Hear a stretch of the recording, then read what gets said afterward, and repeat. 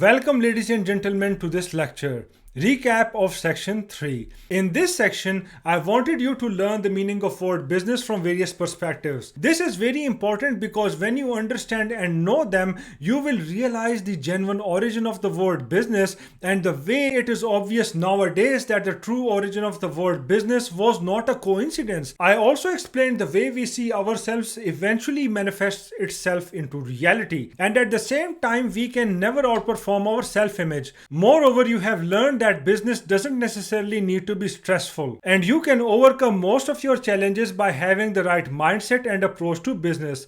Also, you have learned the definition of word English in modern dictionary and its definition according to my own understanding and intuition. As per this definition, a business could be seen as a source and sink of business transactions. This is the underlying foundation of the transactional model of business. We will further explore in the coming sections. Number 1, what the transactional model of a business is, and number 2, how the transactional model of business invokes a thought process that helps us in understanding the 8 key dimensions for formulating a business strategy. Thank you for your time, ladies and gentlemen, and let's proceed to the next section.